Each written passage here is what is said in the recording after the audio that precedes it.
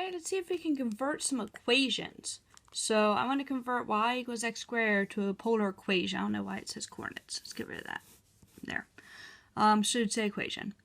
Okay, and so again, I had four things I was working with. I had x equaled r cos theta, y equaling r sine theta, r squared equaling x squared plus y squared, and tan theta equaling y over x.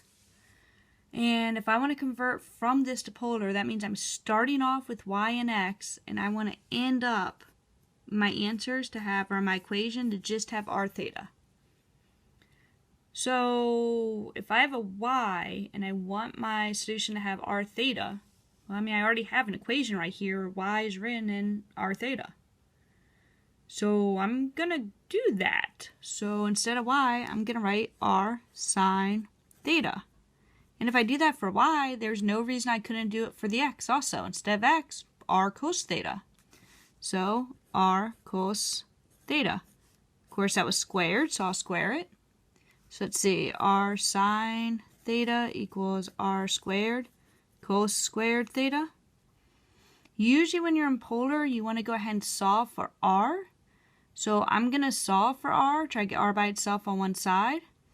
And usually when you're solving for things, you don't really want to divide by the variable. But r can't be a 0. Can't be a 0 because it's a radius. I can't have something where it doesn't really go anywhere. So I'm going to go ahead and divide by r cos squared theta. If I do that to both sides, then my r here is going to cancel, and I'm going to sine over cos squared theta equaling r. Well, could probably simplify this a little bit. I could write this as sine over cos times 1 over cos.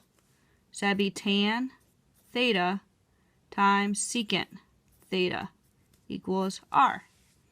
So I have that solved for polar coordinate, for a polar equation. Let's try another one. Say I want to convert x equals 4 to a polar equation. Actually, a lot easier. Really, all I gotta do is sub in what that x equals. So in this case, r cos theta equals 4. And again, solve for r. So I'm going to go ahead and divide top and bottom by cos theta. I'm sorry, both sides by cos theta. And just get r equals 4 secant theta. And done. So when we're converting from rectangular to polar, we can just go ahead and sub in what our x's and what our y's are, and then try to solve for r.